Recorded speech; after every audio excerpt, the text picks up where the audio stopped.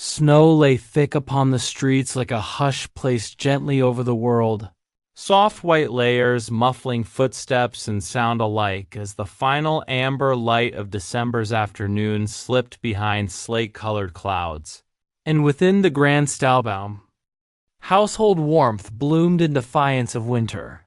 Music drifting through polished halls while candlelight shimmered against garlands draped, like living ribbons along banisters and door frames.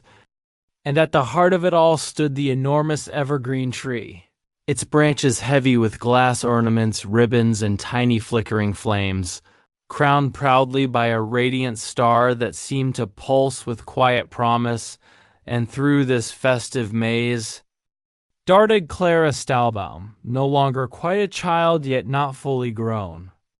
Her cheeks flushed with excitement and wonder as she moved from parlor to parlor, scarcely able to contain herself, while her brother Fritz thundered after her, wooden sword raised high as he announced imaginary victories over unseen foes, his laughter echoing until their parents, standing near the drawing room, gently reminded the servants of final arrangements, ensuring each ribbon lay just right and every candle stood ready.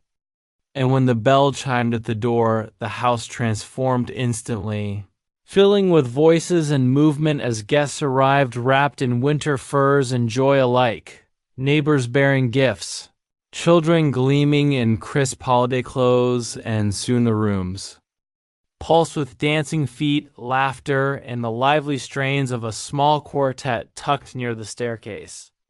Yet for Clara and Fritz, all of it blurred into insignificance, for they waited for one guest above all others, their eccentric godfather Herr Drosselmeyer.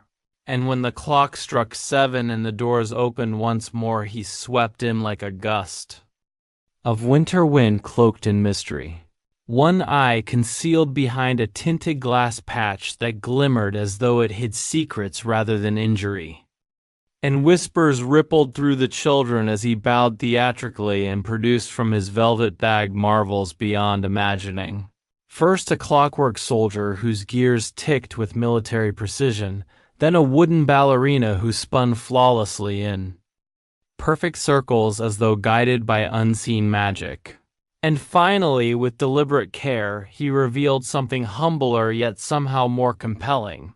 A wooden nutcracker shaped like a proud little soldier with painted eyes, a stiff mustache, and a jaw lever designed to crack the toughest shells. And when he placed it in Clara's hands, something stirred within her, a quiet recognition she could not name, as though the toy carried a story waiting to be told.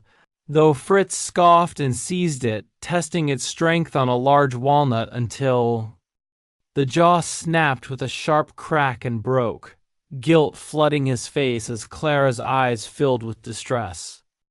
And Drosselmeyer examined the damage with exaggerated seriousness before smiling knowingly and promising the Nutcracker would recover by morning.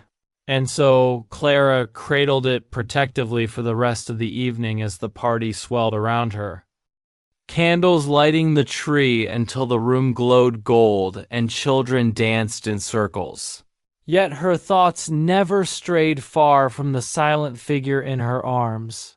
And when at last the guests departed and the house fell quiet, she disobeyed sleep's call, creeping back into the sitting room where the tree still shimmered faintly, whispering a promise to stay until he was better.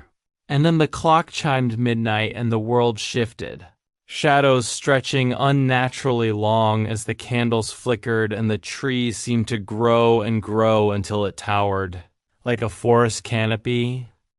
Or perhaps she was shrinking, she could not tell. And a rustling sound rose from behind as an army of mice poured forth, wearing scraps of armor and wielding crude weapons, led by the terrifying Mouse King crowned 7 times over. And as Clara recoiled in fear, the Nutcracker stirred in her arms, rising impossibly, growing into a soldier the size of a boy, and then more his wooden features softening into life as he placed himself between her and the advancing threat, calling forth an army of toy soldiers who marched to life with beating drums and blaring trumpets, the room erupting into chaos as battle raged. Until the Mouse King cornered the Nutcracker and Clara, acting on pure instinct, hurled her slipper, striking one of the crowns and breaking the spell of his dominance just long enough for the Nutcracker to strike the final blow. And as the mice scattered into darkness, a warm golden light enveloped him, transforming wood into flesh, soldier into prince, and he spoke of an enchantment broken by her courage, inviting her to witness the wonders of his kingdom. And the room dissolved into a shimmering path of frost-laced branches, leading them into a crystalline forest where snowflakes danced like living beings, and the Snow Queen herself opened a gateway that carried them onward into a sunlit valley of sweets, rivers of caramel, and hills of cake, leading to a palace of pink and white confection, where the sugar plum fairy welcomed them with gratitude and celebration.